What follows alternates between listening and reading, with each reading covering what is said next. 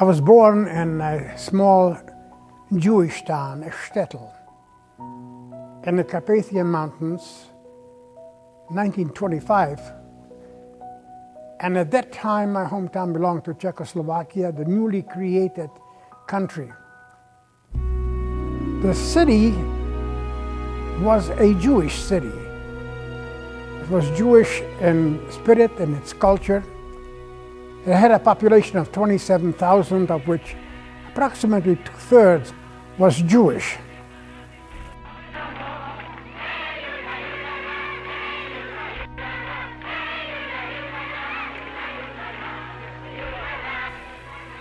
I went to school there, and it was not a religious school, it was a public school in which the language of instruction was Hebrew.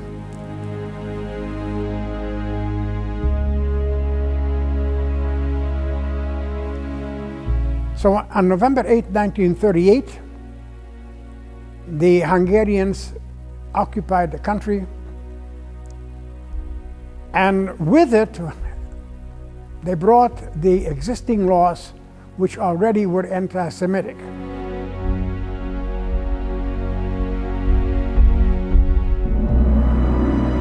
So if I am going to tell you briefly about my experiences in camp, I must weave it around some of the stories which have affected me the most and raise the question, what influence, what effect did these stories have upon me and on my thinking?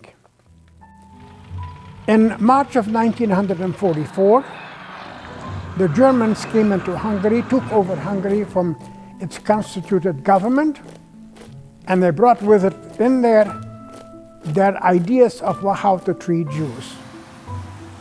They wished to make Hungary called Judenrein, free of Jews.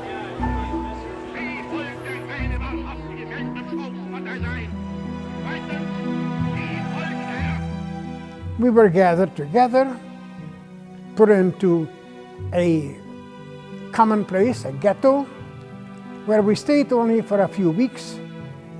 From that ghetto, we were then shipped away, and we ended up in Birkenau. It was the extermination camp. So let me tell you that it was the end of March, beginning of April, when we were taken and put into the infamous trains. The doors were locked, they were chained, so that nobody could open them from the inside. These were cattle cars, 4 little windows on the side. They're all covered with barbed wire, so lest somebody will try to escape it. And off we went. Where? No one knew. One night, it was the second night perhaps in the train, the Orthodox, the devout Jews were on one side saying their evening and afternoon prayers. My mother opened up the backpack that she carried, that we took along with us, in which there was food. She cut a piece of bread and a piece of salami and gave it to me and to my brother Benjamin and to my sister Esther. I looked at my mother and I see her eyes, and they were tearing, tears streaming down on her face. And I asked my mother, "Mother, why are you crying?" And she says to me, "Son, I had a good life. I enjoyed my life with your father. I had wonderful children. I'm crying because of you. You never had a chance to live. This is what sorrows me. Who knows what the future has in stock for you?" Soon our doors were opened up, and German SS military personnel told us, aussteigen, not like I said it, but with real hatred in their voice. We get out, walk out to the tarmac, and I look around. And the first thing I see is on one side of the tarmac there were a row of buildings, as well as on the other side. And on the roof of the buildings were the following slogans. One that everybody knows: Arbeit macht frei, work makes you free.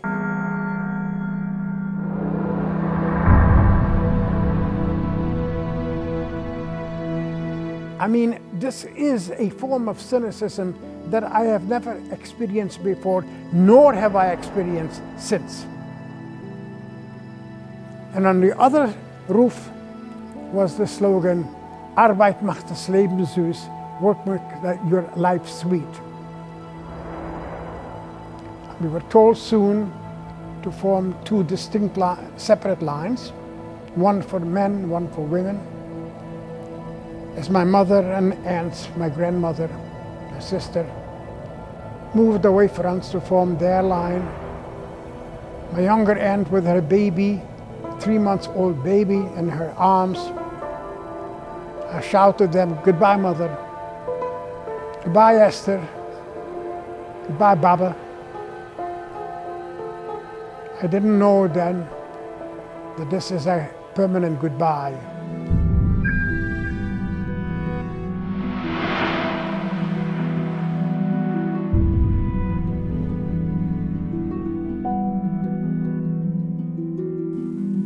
My father and I and my brother, we formed part of the other line of men.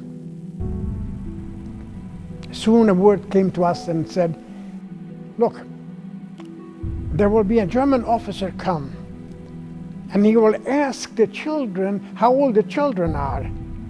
Now my brother was 13. He said, unless he is 16, they'll call him out from the line and take him away. Make sure that you tell that he is 16. And sure enough, there comes a German officer, he looks at my brother and he asks my father in German, how old is he? And my father said, 16. When was he born? 1930, July the 14th. Ah, said the officer, he will be 16. Out with him. Took him out from amidst us, took him away. Again, never to be seen.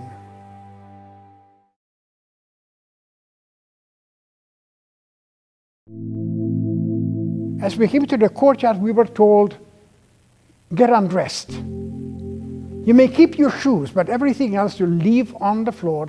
And so we did. We left everything on the floor, my shirt, my pants, get completely undressed. And then we walked through a line where people had these shears. They almost looked like these electric shears that you cut lamb's wool, off. And they showed all our hair. The first thing the Germans did in a concentration camp was take away that humanity. What makes us human is our individuality that is symbolically described by your name. I am Eugen Schoenfeld.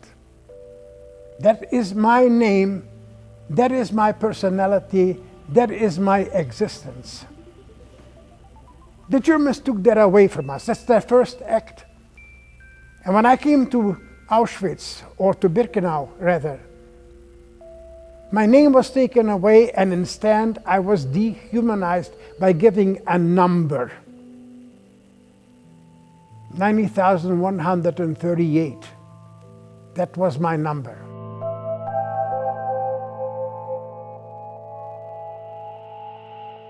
We continued the line into a room. It was the shower room. I had my shower. I went to the corner to retrieve my shoe, and lo and behold, what happened? That somebody took one of my shoes and left me 2 pairs of right shoes. And so I could not wear my shoes. There was a supervisor there, and I asked him, "What shall I do?" I told him my story, and he says, "You see that window over there in the corner?" I said, "Yes." And he said, "Go there and knock on the door and tell your story and ask for a pair of shoes. They may give you a pair of wooden shoes. However, you must remember this. You must begin your request with the following words, Ich bete gehorsam, which means I'm humbly requesting." Following his advice, I go to the window, I knock at the window opens up, and there is another supervisor and a German SS. And before I could even open my mouth asking for a pair of shoes, he had a stick in his hand with which he hit me over the head, and then he asked, "What do you want?" And I said, remembering the instruction, Ich bete gehorsam, I'm humbly requesting a pair of shoes. Before I had a chance even to explain why, he hit me over the head again, closed the door, and that was the end. I began crying, and I walked back to my father crying. He says, "What happened?" So I tell him the story. He says, "Were you hurt?" I tell him, "No." Of course I was hurt. But in my case, I was crying out of frustration. And I asked my father a question which still haunts me, the answer of which I'm still seeking. And that question was, how is it possible, I asked my father, how is it possible that now, in the middle of the 20th century, after all that we have advanced in all fields, in philosophy and theology and in sciences, how is it possible that we are still so inhuman to each other? Perhaps the answer lay in my belief that I developed. Without any understanding of experiences, your experience of pain becomes for nothing. It's not. We must learn something. And my learning led me to the idea that a central moral value that can make life bearable in this world is the principle of justice.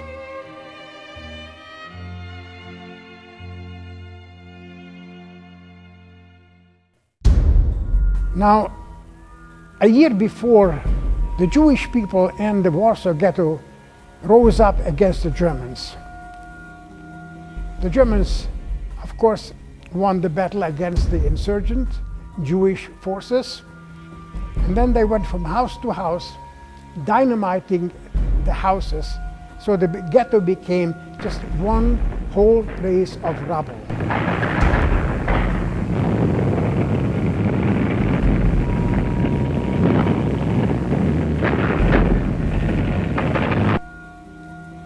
We were brought into this place. They created a concentration camp there, and our task was to clean the bricks from that rubble that existed throughout all these places, streets that was called the ghetto. Soon the Russians were coming closer, and one day we came back from work. The commandant of the camp told us that next morning we will not go out, but instead that we will be taken to another place. However, the other place where the trains are going to pick us up is 100-kilometer distance from the camp. It was in the middle of Poland, in the middle of the summer, hot. The night before it rained and was humid. And as we marched, we had no water. We became thirsty. People just sat down fell down. And as the Germans saw that these people would not walk anymore, they just shot them where they were and left them there.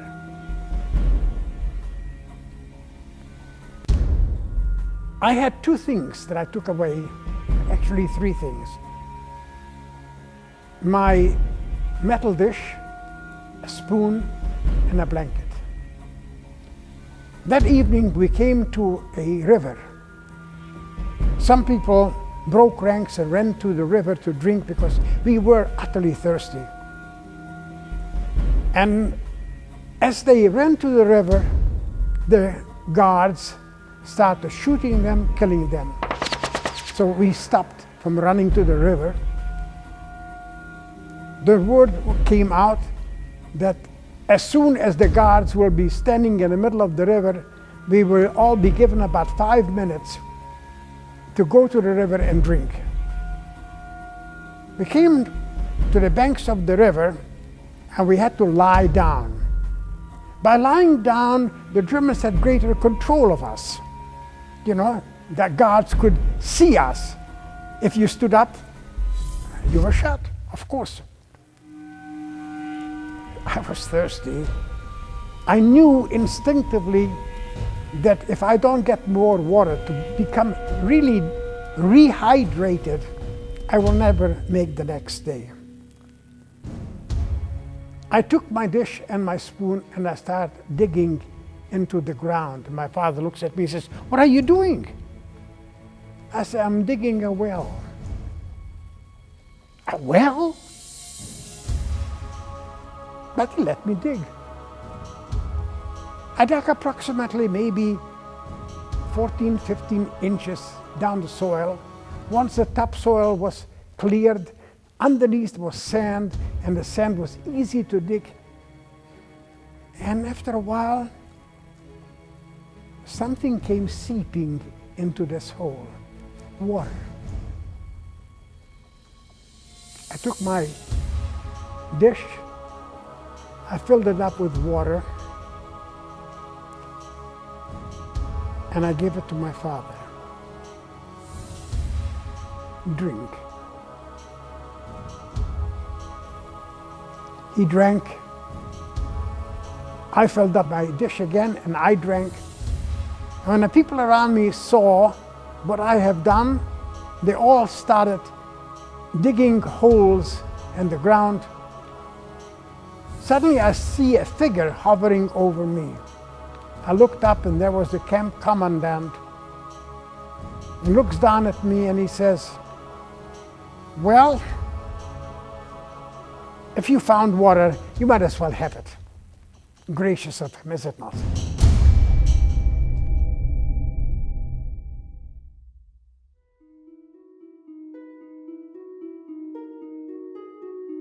An essential lesson is not only justice in human life.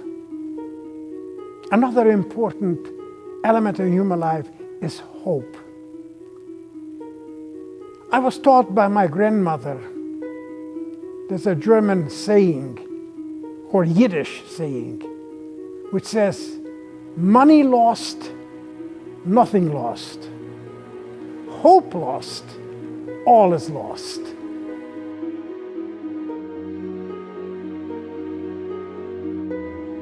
It was the end of April 1945. I was in another camp. It was called Mühldorf Waldlager, Mühldorf Forest Camp. We were there to build an underground airplane factory that the Germans hoped to build the jet planes which they already had. My job there was to carry cement. And on this day, as we came back from work, as usual, tired, hungry, the commandant comes out and he said, "Tomorrow, a train will come and all Jews will get on the train. Only the people in the hospital and non-Jews will remain in the camp." Non-Jews will remain in the camp. Well, to me it meant one thing, that my chances of survival in the camp will be greater than if I were to go on the train. That night, on the pedal of my life, I crawled out from the camp. Crawled, simply, really I crawled out because we lived in a hole in the ground with an A-frame roof covered with mud. I crawled to the hospital. Why the hospital? One, the people there will not be taken by the train. Second, the hospital was run by my uncle, a physician, and he did many favors to German civilians and to the SS men's families. They brought them for examination. And third, my father and two uncles were already there. So I crawled in there and I come into the hospital. Next morning, the trains came. The Jewish people entered the trains to be taken away. I wake up in the morning with the sound to gunfire. I hear the single shot of rifle, the rat-a-tat of machine guns, the big booms of cannons. The war has come to our place.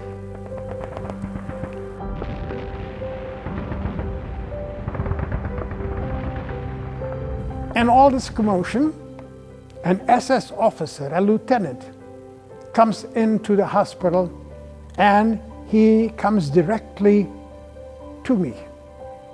And I said, my dear God, what now? The officer was a young man, barely into his 20s. He still had his A1 uniform, coat, his belt around his jacket and the sidearm. Hands me a piece of paper and he says, I understand you speak English. I said, yes, I speak a little bit. And he says, translate this into English and sign it. I look at the paper and it says in German that I, Eugen Schoenfeld, or whatever my name is, attest to the fact that he, this lieutenant, was good to the Jews. Now, I do not want to sign this paper. How do I get out of this dilemma? I'm afraid he has this gun, he can shoot me, but I do not want to sign this paper. So I tell him, Lieutenant, me no speak good English. This is too difficult for me to translate. He grabs the paper out of my hand and walks away. My answer is, whew, that passed too. Soon the camp became very quiet. No sound from the outside. We couldn't see out because all the windows were painted so that you could not see out. Should we open the door? If there are still guards, they would shoot. Nonetheless, our curiosity was greater than our fear of the conditions. We opened up the door and peeked out. The camp was empty. All the guards who were around the camp, who were mounting the machine guns pointed into the camp, all was gone. Nothing moved in the camp. We opened the door and we walk out. You know, for over a year, we ate when we were given food. We did what we were told. We didn't have any chance to think independently. And now I am free. What am I to do? What are we to do? What is the next step for free people to do? Do nothing? Suddenly we hear the sound of a car and of a tank. The unmistakable clank, clank sound of the tank. We go outside to the road And there is a jeep and a tank. We run over to the jeep, and the lieutenant there asked the crowd, "Does anyone speak here English?" And so the people pushed me ahead. "He speaks English, he speaks English." And the captain introduces himself. He says, "My name is Schwartz, Lieutenant Schwartz from Chicago." Lieutenant Schwartz? Schwartz? A lieutenant in the army? Unheard of? My kind of people? Me speaking to another American soldier? Schwartz? So I introduce myself. I am Eugen Schoenfeld. I tell him. I became a human being again. I sloughed off my number and I reintroduced myself as the human being, as Eugen Schoenfeld. But this is the occasion. I should mark the occasion with something, you know, some expression that will remain with me. I couldn't think of anything, you know, what to say. Suddenly I found the right words. I turned to him, I said, "Lieutenant, do you have a cigarette?"